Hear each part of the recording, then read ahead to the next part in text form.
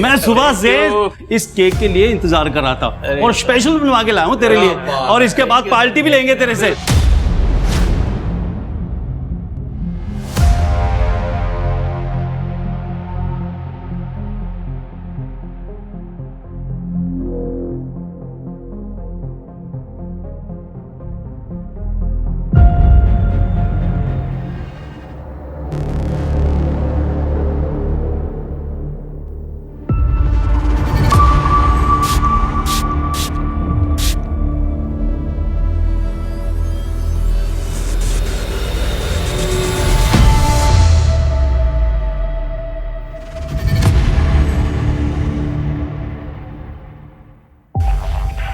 बहुत बहुत मुबारकबाद मिस्टर विनय।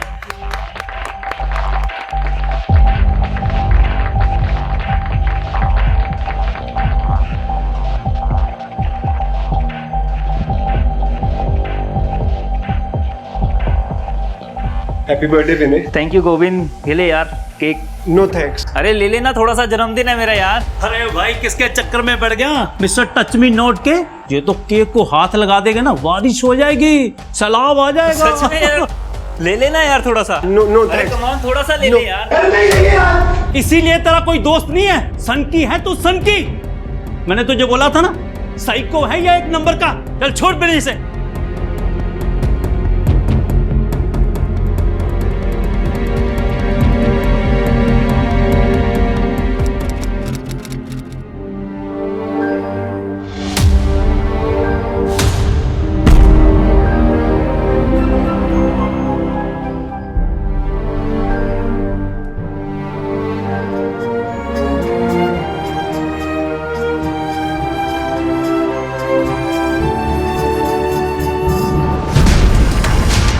कितनी बार तेरे को मना किया है ये सब ना करने के लिए। पापा वो मुझे बर्थडे पार्टी में जाना था। रुक, मैं मनाता हूँ तेरी बर्थडे पार्टी है।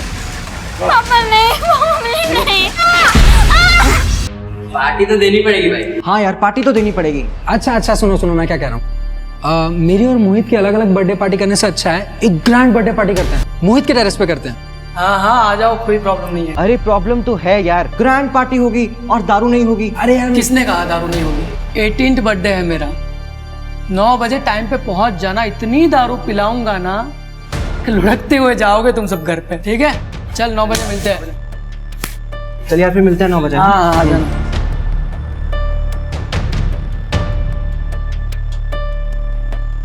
मोहित, happy birthday. Thank you Siya. तुम अभी खोल कर नहीं देखोगे? हाँ देखता हूँ, घर जाके देख लूंगा ना। अभी थोड़ा बिजी हूँ मैं, चला रहा हूँ। Bye bye. सुन एक बात बता, सबको बोल तो दिया तूने, दारू कहाँ से लेके आएगा? अरे है ना वो मेरा पड़ोसी जिसको दोस्ती करने का बड़ा शौक है। चल तू भी मेरे साथ चल, तेरे 18th बर्थडे का गिफ्ट है मेरे पास। आज मनाते हैं बर्थडे रॉयल वाला।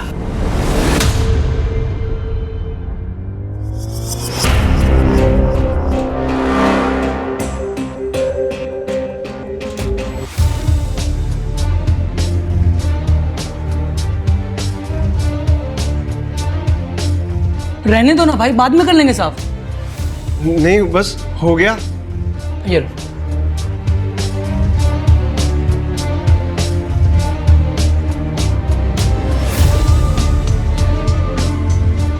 मोहित मैं पहले ही कोटे से ज्यादा हो गया यार।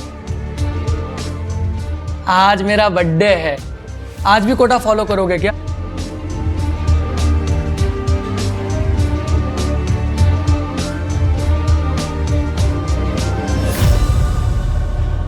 टाइम हो गया। मोहित अरे यू श्योर ये करना ही है? और नहीं तो आए बे, तुझे क्या कहा था?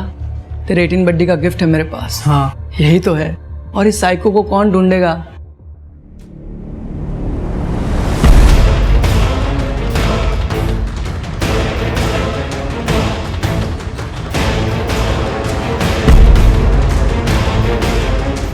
सांसें चल रही हैं इसकी अभी भी।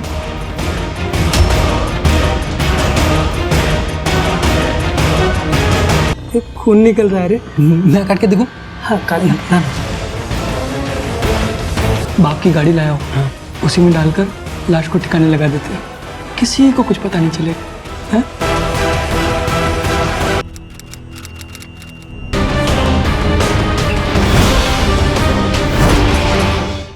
Happy birthday to you. Happy birthday to you. Happy birthday, dear Aman.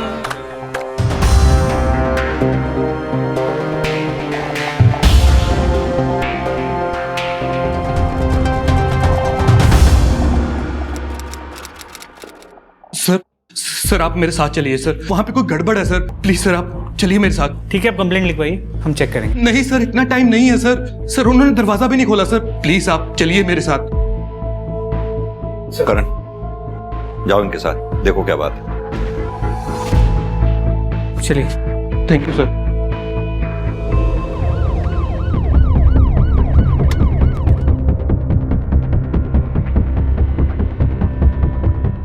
दरवाजा खुलवाओ। Okay sir.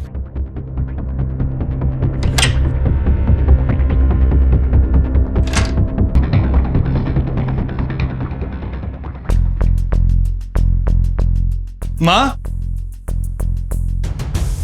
माँ, माँ, सर माँ घर पे नहीं है सर। वो यहाँ अकेली रहती? जी सर। तुम कहाँ रहते हो? सर मैं जॉब के लिए जलंधर रहता हूँ अपनी बीवी के साथ, लेकिन सर हमने यहाँ पे माँ का ख्याल रखने के लिए केयर टेकर रखा हुआ है, बिट्टू है नाम उसका सर। तो ये बिट्टू कहाँ है? पता नहीं सर, कल से उसका भी फोन नहीं मिल रहा, इसलिए तो मैं भागा आया जलंधर से यहाँ पे। कहीं ऐसा तो नहीं कि तुम्हारी माँ किसी रिश्तेदार के घर गई हो? नहीं सर, माँ बिना बताए कहीं नहीं जाती। ठीक है, अपनी माँ का मोबाइल नंबर दो। सर माँ मोबाइल नहीं रखती थी, लैंडलाइन है सर घर पे। वो कहती थी कि मोबाइल पे उनको विश्वास नहीं है।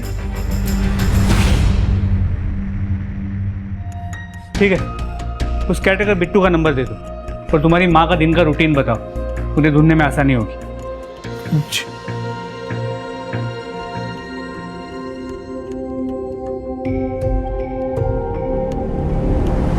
सर आशालता आंटी को 3 दिन पहले देखा था मैंने, बुधवार को घर से बाहर जाते हुए, और उनके हाथ में एक झोला भी था, शायद सब्जी लेने जा रही थी वो।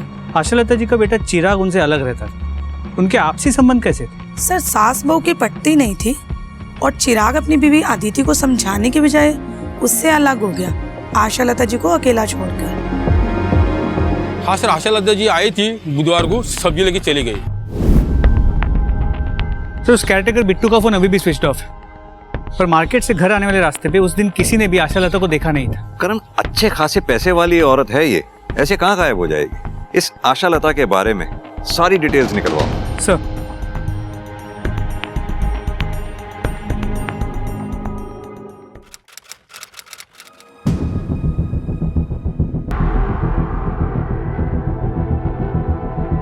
आरव, क्या हुआ? ठीक से बैठ, पापा आते ही होंगे।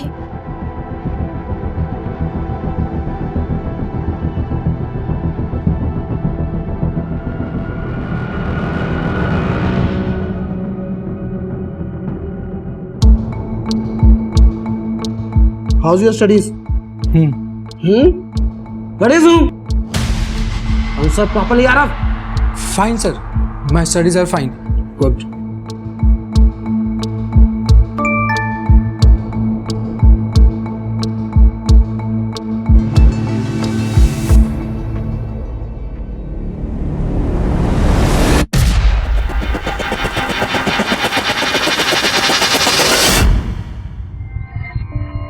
यार मुझसे नहीं होगा ये सब।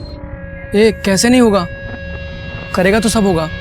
तुझे पता है ना, हम ऐसे आधे में काम नहीं छोड़ सकते, हमें अपना काम पूरा करना है। कौन? रिकी? रिकी क्यों? क्योंकि वो तुझ पे लाइन मारता है और ऐसों के साथ ऐसा ही होना चाहिए, और हमारी प्रैक्टिस भी हो जाएगी।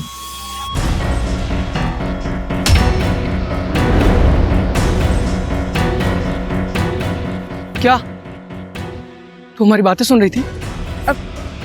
नहीं मोहित, मैं तो बस तुमसे मिलने आई थी। किस लिए मिलने आई थी? पीछे ही पड़ गई है यार। चला रहा हूँ।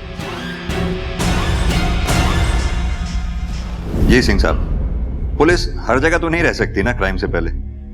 जी सिंह साहब, मैं आपसे थोड़ी देर में बात करता हूं। जी जी, थैंक यू। हाँ कर। आशालता का केयरटेकर बिट्टू 6 महीने पहले जेल में था, वो भी आशालता के ही कंप्लेंट पे। आशालता ने कंप्लेंट की थी कि उसने घर में चोरी की है। करण, ये बात कुछ अजीब नहीं है। आशालता ने जिस केयरटेकर बिट्टू के खिलाफ कंप्लेंट लिखवाई थी, वो बिट्टू वापस आशालता के घर में काम कर रहा था। जी सर। पर सर, ये आशालता की बहू अदिति की फाइल है। शायद पड़ोसी इसी के बारे में बात कर रहे थे। सर, इंश्योरेंस पॉलिसी तो कराइए, कोई क्राइम थोड़ी ना कर दिया। हमने कब कहा ये क्राइम है? हमें आपकी सास आशालता के पड़ोसियों से पता लगा कि आपका और आपकी सास का इस पॉलिसी को लेकर झगड़ा हुआ था। कुछ बताएंगे आप?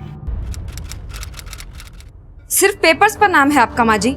ये पॉलिसी मैंने अपने भाई सूरज से आपके बेटे चिराग और अपने बच्चे के फ्यूचर के लिए करवाई थी। तो फिर उनका नाम करवाती ना, मेरा नाम क्यों करवाया कि मैं जल्दी मर जाऊं और पैसा तुम लोगों को मिल जाए। माँ जी, किसी पर तो विश्वास कीजिए, आप अपने बेटे की बात कर रही हैं। मुझे उस पे पूरा भरोसा है, तुझ पे और तेरे भाई सूरज पे एक पैसे का भरोसा नहीं है। तू मेरे बेटे को मुझसे दूर ले जा सकती है तो मुझे मरवा भी सकती है। सर, मैं तो भला ही सोच रही थी, इसीलिए अपने भाई सूरज से पॉलिसी करवाई थी। मिस्टर चिराग, आप जरा मुझे ये बिट्टू का चक्कर समझाएंगे? सर एक्चुअली मेरी माँ का नेचर थोड़ा डिफिकल्ट है, हर कोई उसके साथ एडजस्ट नहीं कर पाता। इसीलिए तो सर हमने बिट्टू को वापस काम पे रखा था कि बिट्टू माँ के नेचर के बारे में भी जानता है और यहाँ पहले काम भी कर चुका है। लेकिन हाँ सर, चोरी के बाद हमने बिट्टू की अच्छी तरह से जांच पड़ताल की थी, सब ठीक था सर। चलो करें।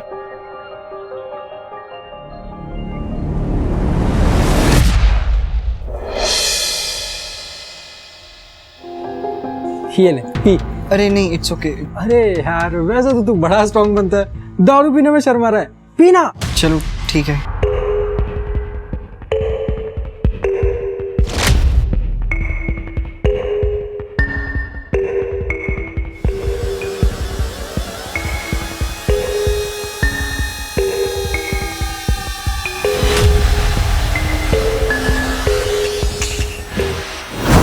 गया?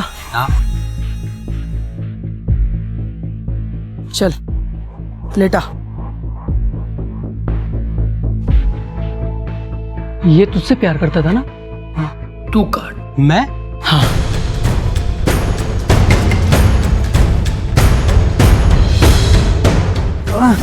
हाँ, ये बढ़िया काटा। जब पुलिस टीम एक लापता बूढ़ी औरत आशालता की तलाश कर रही थी, ठीक उसी समय दिमाग को झकझोर देने वाला एक क्राइम और हो रहा था। ऐसा क्राइम जिसे देखकर कोई भी सुन्न पड़ जाए।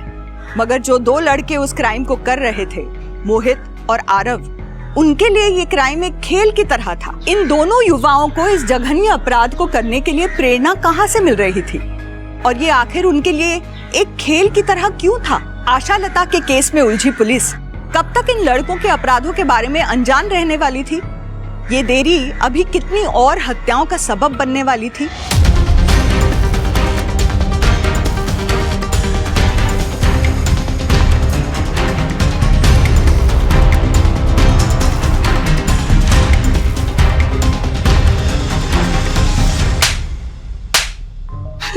क्या किया आशालता जी के साथ? कहाँ है वो? साहब, मैंने कुछ नहीं किया साहब। कुछ नहीं किया? कुछ नहीं किया तो छुपा हुआ क्यों था और हमें देख के भागा क्यों? साहब, मैडम ने ना जेल भिजवाया था मुझे और मैं उन्हीं के साथ रहता था, काम करता था। तो मुझे पता था कि उनके गायब होने के बाद आप मुझे ही सबसे पहले पकड़ोगे, जेल में बंद करोगे, इसलिए डर के छुप गया था सर मैं। तो क्यों गया था उनके पास काम करने? तो सब क्या करता, भूखा मरता गया।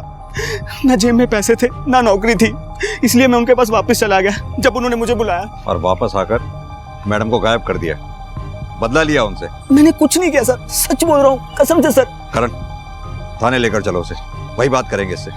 करण, समझ में नहीं आ रहा कौन सच बोल रहा है कौन झूठ।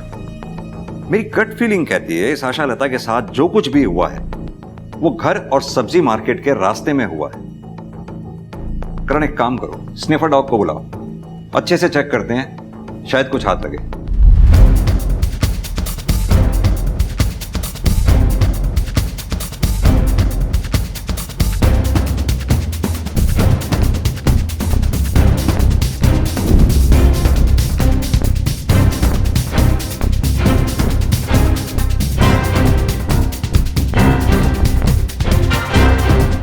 सर लगता है इधर कुछ है।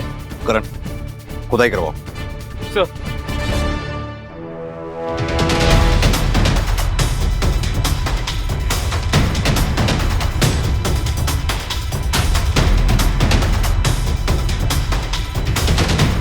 एक मिनट, हाथ से निकालो। आशालता, सर इधर आइए।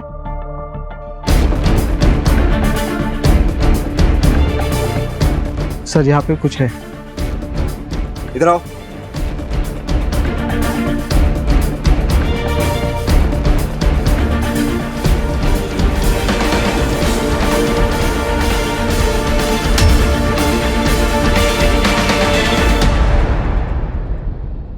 हाथ से निकाल, हाथ से, दोनों हाथ से।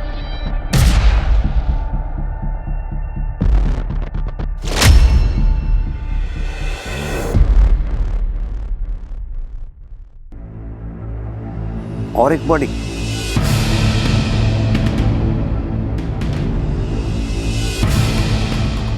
सर इधर आइए।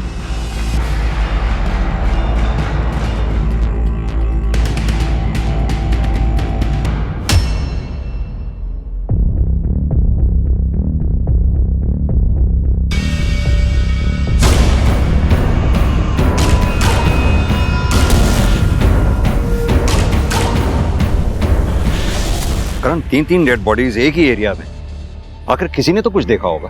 मगर ये 2 आदमी, पता करो इन दोनों के बारे में और तीनों बॉडीज को पोस्टमार्टम के लिए भेजो। और हाँ, चिराग को बुला लो आशालता जी को आइडेंटिफाई करने के। जी सर।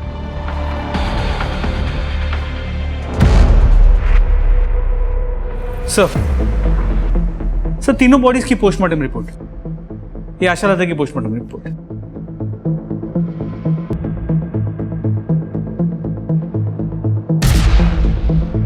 करण, ये आशालता की डेड बॉडी जहां हमें मिली थी वहां काफी खून पड़ा हुआ था, जैसे आशालता की हत्या वहीं की गई हो। Murder weapon? सर हो सकता है किसी पत्थर से मारा हो, अब तक कुछ मिला नहीं है सर, हम ढूंढ रहे हैं। सर ये इस लड़की उम्र करीब 17 साल के आसपास की है। इसकी मौत का कारण एक्सेसिव ब्लड लॉस है। इसकी बॉडी पे जैसे किसी ट्रेन आदमी ने किए हो, इतने परफेक्ट। और सर इस आदमी की उम्र 35 से 40 के बीच की है। इसे उस जगह पे गाड़े हुए, और इसकी मौत का कारण भी एक्सेसिव ब्लड लॉस। करण, इन दोनों लड़के सेम है, वहीं हत्या की गई है। उसे देखकर लगता है कि किसी नौसिखिए का काम है। तो क्या इन दोनों का हत्यारा और आशालता का हत्यारा अलग अलग है? सर ये भी तो हो सकता है कि किलर ने जानबूझ के आशालता को अलग तरीके से मारा है ताकि वो हमें गुमराह कर सके। अगर ऐसा है तो ये क्रिमिनल बहुत शातिर है। आरव, आज उस साइको गोविंद के घर के बाहर मैंने लोग देखे, उसके बारे में बातें कर रहे थे। तुझे पता है इतनी सी भनक पड़ी ना पुलिस को, हम दोनों जेल में होंगे। 3 महीने हो गए, किसी को कुछ पता नहीं चला, और अब अपने आप पता चल जाएगा। गोविंद के साथ हमें कभी किसी ने देखा है? नहीं ना? ठीक है, हमें गोविंद के साथ किसी ने नहीं देखा, लेकिन रिकी, उसके घर वाले नहीं ढूंढ रहे होंगे उसे? हाँ तो ढूंढने देना। सबको पता है, जब से वो तुझे लाइक करता था, हमारा और उसका कोई लेना देना नहीं था। आरव, अरे हटना यार। रुकना, क्यों टेंशन ले रहा है तू? मैंने अपने टारगेट इतने सोच समझ कर चुने हैं कि कोई हमें उनसे कनेक्ट नहीं कर पाएगा। और तू भूल मत, मुझसे ज़्यादा स्मार्ट यहाँ कोई नहीं। नेक्स्ट टारगेट बताओ, किसे बनाना है? चूहा चूहा चूहा, पापा चूहा है उधर। चल मेरे साथ। नहीं पापा, नहीं पापा। अब तुझे चूहों की आदत डालनी पड़ेगी, तभी बाहर निकालूंगा। पापा।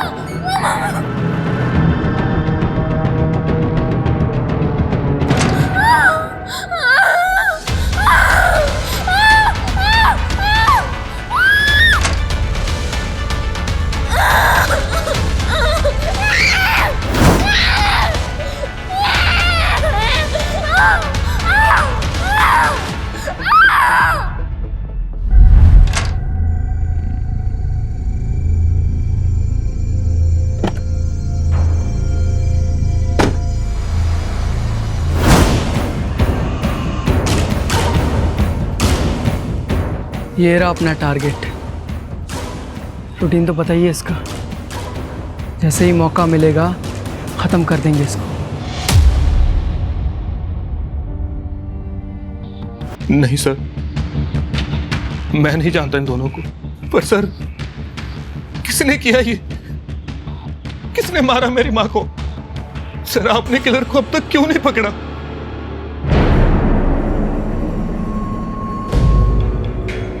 कातिल को ही ढूंढने की कोशिश कर रहे हैं हम चिराग, लेकिन इसमें हमें तुम्हारी मदद चाहिए। क्या तुम जानते हो किसी के बारे में, कोई ऐसा कि तुम्हारी माँ आशालता का कत्ल कर सकता हो? नहीं सर।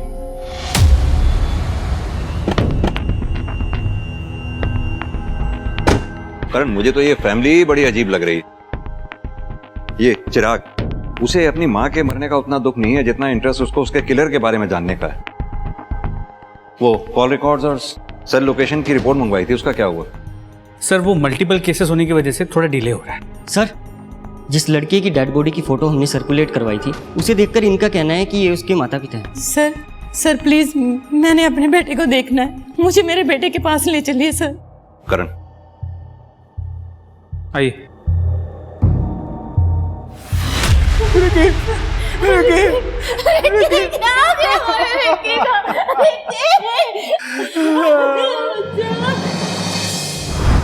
इन दोनों में से किसी को जानते हैं आप लोग? हमें रिकी की डेड बॉडी के साथ में मिली है। सर इन दोनों की डेड बॉडीज रिकी के साथ मिली हैं आपको? नहीं सर, हम नहीं जानते।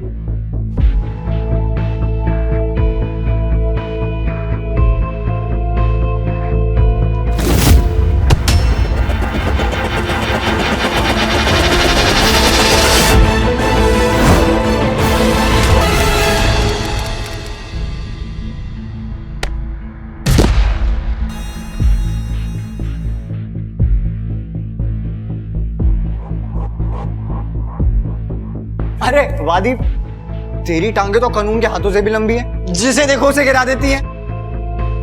थोड़ा कंट्रोल कर यार। वाह, क्या जोक मारा है। अब मैं मारूं? जोक नहीं, तुझे मारूं? अरे की आदि, क्यों लड़ रहे हो तुम दोनों? चलो अपनी क्लास में, चलो चलो। सर दीप तो स्कूल में सबको परेशान करता था और रिकी के तो पीछे ही पड़ गया था। आप कॉलेज में किसी से भी पूछ लो, उसके बारे में सब यही कहेंगे। रिकी के पीछे मैं क्यों पढ़ूंगा सर? वो तो खुद लड़कों के पीछे पड़ता था। मतलब? लड़कों को पसंद करता था। लेकिन अब सर रिकी के बारे में आरव से पूछिए, वो मोहित का बेस्ट फ्रेंड है। रिकी आरव को भी लाइक करता था। सर ऐसा कुछ भी नहीं था, वो दीप खुद फंस गया है तो अब मुझे भी फंसा रहा है।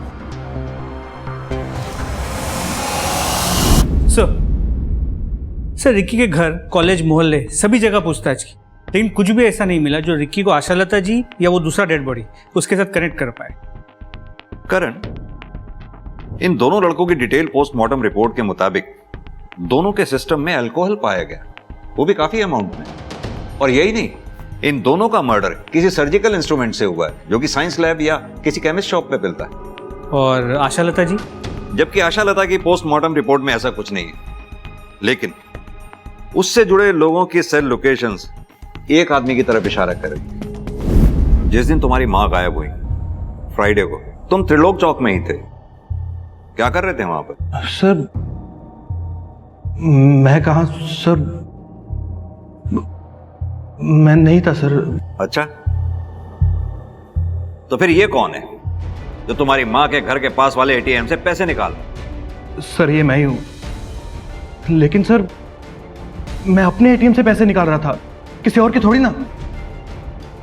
देख भाई चिराग, इतना तो तय है कि फ्राइडे को तुम त्रिलोक चौक में ही थे। अब शराफत से बता दो कि वहां कर क्या रहे थे। बोलो। माँ आप अपनी सारी प्रॉपर्टी ऐसे कैसे चैरिटी में दान कर सकती हो? हाँ, मुझे जिंदा रहना है। तेरी बीवी इंश्योरेंस का पैसा लेने के लिए मुझे समय से पहले मरवा देगी। माँ वो इंश्योरेंस आपके होने वाले पोते के लिए है। नौकरी नहीं है मेरे पास, नौकरी चली गई है मेरी, पैसे नहीं है मेरे पास उसे पालने के लिए। जब घर की लक्ष्मी कुलक्ष्मी हो जाती है ना, तब ऐसा ही होता है। ना तू अदिति से शादी करता और ना मुझसे दूर गया होता, तो आज ये सब तेरे साथ ना हो रहा होता। अब मेरे साथ लड़ना बंद कर। मेरी प्रॉपर्टी मैं जो मर्जी करूं, तुझे इससे क्या लेना देना? हाँ? इतनी सी बात हुई और माँ मार्केट चली गई और मैं भी वहां से निकल गया। लेकिन सर मैं सच कह रहा हूं सर, मैं अपनी माँ को मारने के बारे में सोच भी नहीं सकता सर। इस चिराग पर बिल्कुल भी भरोसा नहीं किया जा सकता। जो एक बार झूठ बोल सकता है वो बार बार भी झूठ बोल सकता है। और अब तो एक चीज धीरे धीरे क्लियर भी होती जा रही है कि आशा लता के मर्डर की मोडस ऑपरेंडी उन दोनों के मर्डर के मोडस ऑपरेंडी से डिफरेंट है। और अब तो डिटेल पोस्टमार्टम रिपोर्ट में भी ये क्लियर हो गया है कि आशा लता के विसरा में अल्कोहल नहीं था, जैसा कि उन दोनों लोगों के पेट में था। अपने एफर्ट्स बढ़ाओ करण। इस अनजान आदमी के बारे में पता लगाना बहुत जरूरी होगा। कोई ना कोई तो होगा इसे जानने पहचानने वाला। पुलिस का मानना था कि आशा लता का बेटा चिराग आशा लता का हत्यारा हो सकता है, मगर पुलिस के पास इस बात को साबित करने के लिए कोई सबूत नहीं थे। रिकी की पहचान तो पुलिस ने कर ली थी, मगर गोविंद अभी भी पुलिस के लिए एक बेनाम लाश ही था, एक मिसिंग लिंक। हालांकि मोहित और आरव हार्डकोर क्रिमिनल्स नहीं थे, मगर कॉलेज स्टूडेंट होते हुए भी उन्होंने अपने शिकार शातिराना ढंग से चुने थे। उनके विक्टिम्स की उम्र, उनके सोशल बैकग्राउंड इतने अलग थे कि पुलिस इन मामलों को सुलझाना तो दूर, इनके बीच के आपसी कनेक्शन तक को नहीं पकड़ पा रही थी। मोहित और आरव द्वारा शुरू की गई हत्याओं का सिलसिला अभी रुका नहीं था, बल्कि एक नए पड़ाव की तरफ बढ़ चुका था। आखिर इन हत्याओं को करके ये दोनों लड़के अपने किस अल्टीमेट मकसद को अंजाम देना चाहते थे?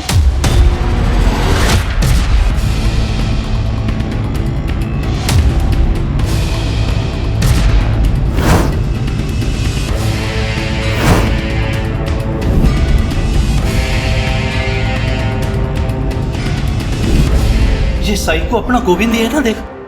अरे हाँ, ये तो वही है सर। गोविंद मालिक नाम है इसका, और ये तो हमारे साथ ही काम करता था। आपके ऑफिस का कोई भी एम्प्लॉय पिछले 3 महीने से ऑफिस नहीं आ रहा है, और आपके ऑफिस में से किसी ने भी ये जानने की कोशिश नहीं की कि क्यों नहीं आ रहा है वो? सर, इसकी किसी के साथ दोस्ती ही नहीं थी जो कोई इसके बारे में सोचता। इसका एड्रेस पता होगा आप लोगों को? जी सर, एड्रेस है इसका house number 21 Shastri Nagar. Sir, इस गोविंद के घर का एड्रेस शहर के बिल्कुल दूसरे हिस्से में है। फिर वो आशा लता के घर के एरिया त्रिलोक चौक में क्या कर रहा था? करण, एक काम करते हैं, घर पर चलकर देखते हैं, शायद कोई ना कोई क्लू हाथ लगे। और ये काम हमें जल्द से जल्द करना होगा, क्योंकि आई एम श्योर कातिल हाथ पर हाथ रखकर नहीं बैठा होगा, जरूर अपना नेक्स्ट स्टेप प्लान कर रहा होगा। अरे ये क्या किया? ये पिछले एक्सपेरिमेंट से थोड़ा अलग नहीं हो गया? अलग ही तो करना था, जिससे और ज्यादा मजा आए, पुलिस भी कंफ्यूज हो जाए।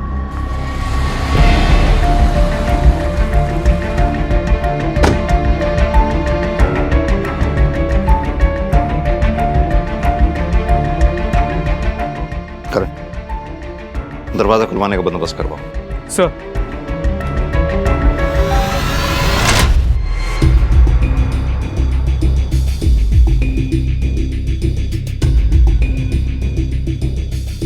करण, मैं इतने बार पड़ोसियों से बात करता हूं, कुछ अगर मिले तो मुझे बताना।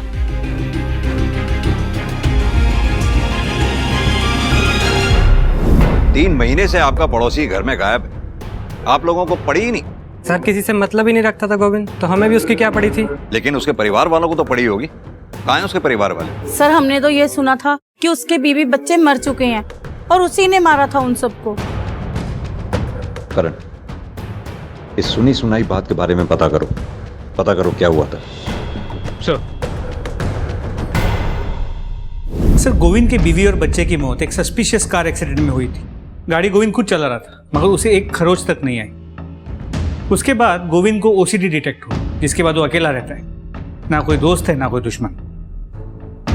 और कातिल ये बात अच्छी तरह से जानता था कि गोविंद को ढूंढने वाला कोई भी नहीं है, इसलिए उसने दूर रहने वाले गोविंद को अपना निशाना बनाया कातिल ने। करण, यहां मुझे एक पैटर्न नजर आ रहा है, जैसे कि कातिल मेंटली डिस्टर्ब लोगों को ढूंढ ढूंढ कर अपना निशाना बनाया। मेंटली डिस्टर्ब था अपने बीवी बच्चे को खोने के बाद, वहीं रिकी मेंटली डिस्टर्ब था अपने पेरेंट्स की वजह से। कहीं ऐसा तो नहीं कातिल अनस्टेबल लोगों को ढूंढ ढूंढ कर अपना टारगेट बना रहा हो? सब ऐसे देखा जाए तो आशा लता भी डिस्टर्ब थी अपने बेटे और बहू की वजह से। सर ये भी हो सकता है कि हम सोच रहे हैं कि दो अलग कातिल हैं मगर तीनों के कातिल कोई एक ही हो। Excuse me.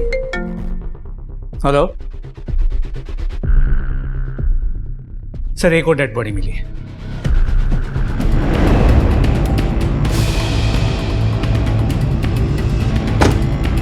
एक काम करो, क्राइम सीन सील कर दो, देखो कुछ मिलता है क्या।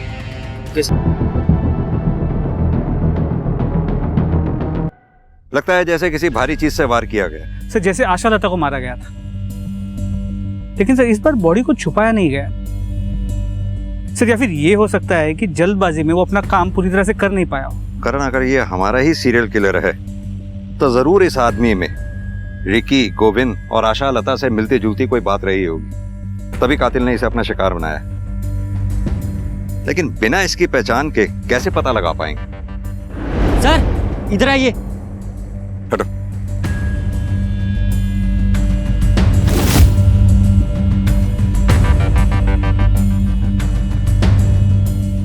करण, फॉरेंसिक टीम को बुलाओ, टायर ट्रैक एग्जामिनेशन करवाओ, शायद उससे पता चले किस गाड़ी के टायर हैं ये।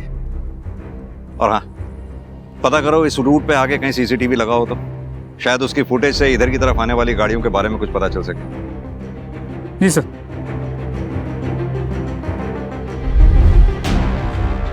यार आरव, देखा तूने जो कच कच करके दिया ना उसको, खोपड़ी का फाउंटेन बन गया उसके। क्या खून निकल रहा था यार, मजा आ गया। मजा आया ना तुझे? आ गया ना मजा? अभी बस करते हैं ना यार, बहुत हो गया, मुझसे नहीं होता अभी। यार तू फिर शुरू हो गया। एक ही बात कितनी बार समझानी पड़ेगी तुझे? देख, अपना काम पूरा होने में सिर्फ एक स्टेप बाकी है, वो कर लेते हैं, फिर बंद कर देंगे बस। ठीक है, लेकिन मुझे थोड़ा टाइम चाहिए। ले ले टाइम।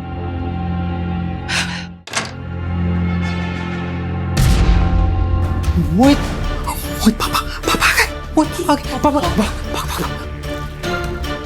अरे इधर कहाँ जा रहा है? उधर से भागना। जल्दी जल्दी खोल मोहित, जल्दी खोल।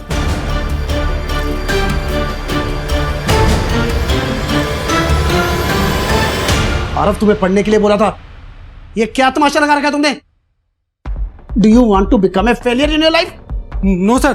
तो पढ़ने के टाइम पे क्यों बुलाया तुमने इसको? एक्चुअली सर वो मैं। Shut up! I am talking to my son. तुम बीच में कौन होते हो बोलने वाले? Get out!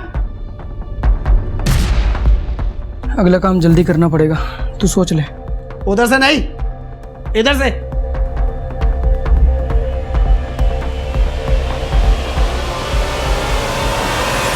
सर ये प्रोबेबली उसी कार का नंबर है जिसके टायर मार्क्स हमें डेड बॉडी के पास से मिले थे। गाड़ी किसी महान सिंह नाम के आदमी के पास रजिस्टर्ड। सर उसका एड्रेस रामबाग। रामबाग तो जहां से हमें डेड बॉडी मिली थी वहां से 15 किलोमीटर दूर है ना, यानी कि सिमिलर पैटर्न। करण, इस एड्रेस पर चलकर देखते हैं आखिर ये महान सिंह है कौन, विक्टिम या किलर। आओ। ये मेरे पापा है सर, इन्हें किसने मार डाला सर? मानव, वही पता करने हम यहाँ आए। अब तुम ही हमारी मदद कर सकते हो ये बता के कि कौन कर सकता है तुम्हारे पापा के साथ ऐसे। मुझे नहीं पता सर,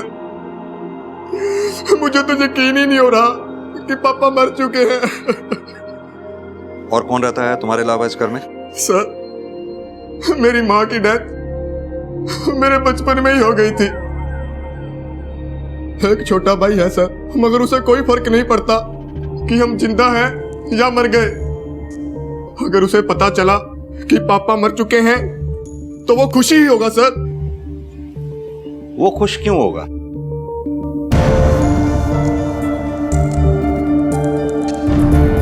ये तुम्हारा भाई है? जी सर।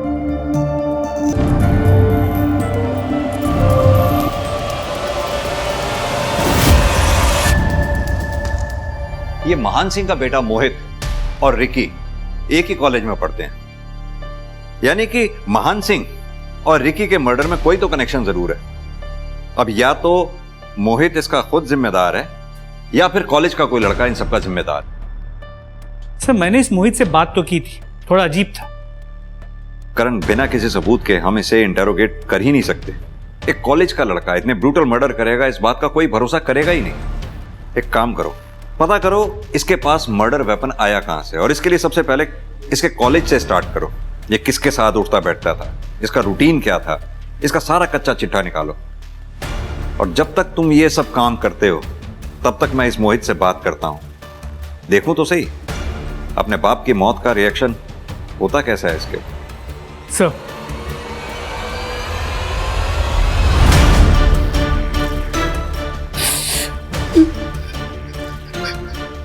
मोहित, तुम्हारे भाई मानव ने हमें बताया कि तुम्हारी अपने पापा से बनती नहीं थी, क्या ये बात सही है? सर वो पापा थे मेरे, कोई दोस्त नहीं थे जो हर बात पर बने। और वैसे भी हर बाप बेटे में थोड़ी बहुत अनबन होती है सर, हमारे बीच भी। क्या आपके कॉलेज के किसी लैब में से कोई इक्विपमेंट मिसिंग है? जी सर, एक स्कैल्पेल और एक सर्जिकल नाइफ, बट मैंने सोचा खो गए होंगे। क्या मोहित की एक्सेस थी इन इक्विपमेंट्स तक? सर एक्सेस तो हर बच्चे की होती है जो लैब में जाता है, बाकी मोहित के बारे में आपको ज़्यादा सिया बता सकती है, मोहित की लैब पार्टनर। देखो सिया, मोहित के बारे में सब कुछ जानना हमारे लिए बहुत इंपॉर्टेंट है। अगर तुम हमसे कुछ भी छुपाओगी तो तुम मोहित का हेल्प करोगी और उसका रिजल्ट तुम्हारे लिए अच्छा नहीं होगा। तो बताओ। सब मोहित को लैब इक्विपमेंट्स का बहुत शौक था, बहुत फैसिनेशन था।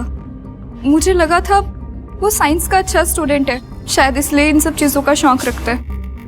मगर फिर क्या? सब मैंने मोहित को रिकी के बारे में बोलते हुए सुना था। कौन रिकी? रिकी क्यों?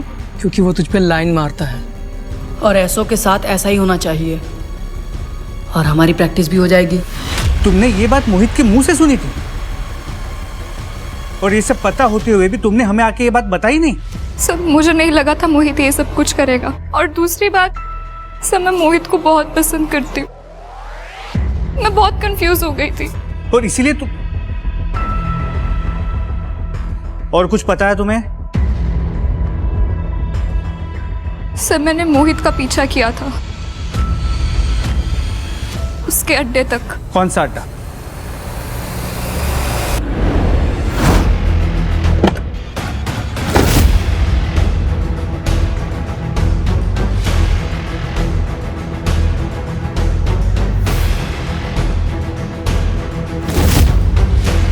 करण,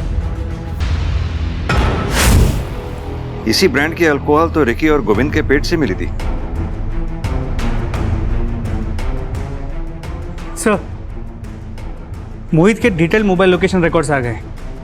सर, जिन जिन जगहों पे हमें डेड बॉडीज मिली थी उन हर जगह पर मोहित की मोबाइल की लोकेशन मौजूद थी। लेकिन इंटरेस्टिंग बात यह है कि मोहित के साथ साथ उसके दोस्त आरव की मोबाइल की लोकेशन भी सेम थी।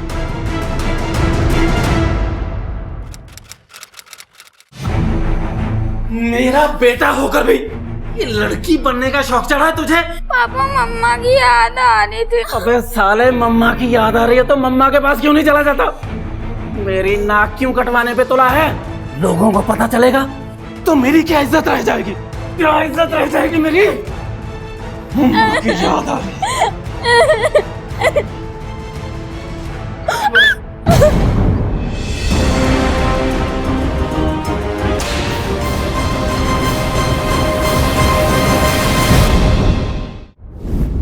दोनों का खेल अब खत्म हुआ। अब सीधी तरह से ये बताओ कि ये खुंखार खेल खेल क्यों रहे थे? सर हम तो पढ़ने लिखने वाले बच्चे हैं, आप ये कौन से खेल की बात कर रहे हैं? हमें कोई आइडिया नहीं है। आरव, तुम हमें सच सच बताओ। तुम अगर सच सच बताओगे तो मैं शायद तुम्हारी मदद कर पाऊंगा।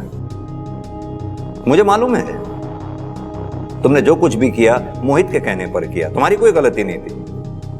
तो फिर क्यों मोहित की गलती की सजा तुम भुगतना चाहते हो? आरव ये झूठ बोल रहे हैं, कोई हेल्प नहीं करेंगे तेरी। मैं कोई झूठ नहीं बोल रहा हूं आरव, अगर सच सच बताओगे मैं तुम्हारी मदद करूंगा। सर मैं आपको सब सच सच बताता हूँ सर।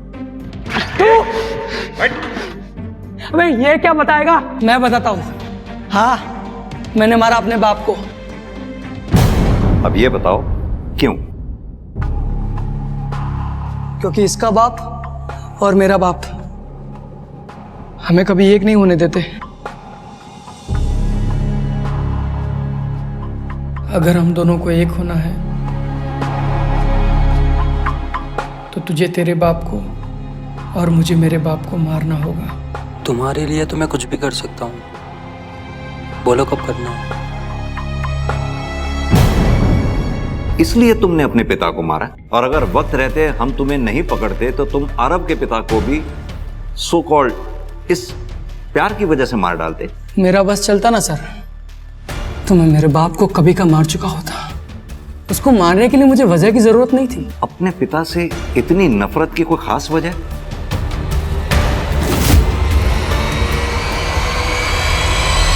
गोविंद को क्यों मारा?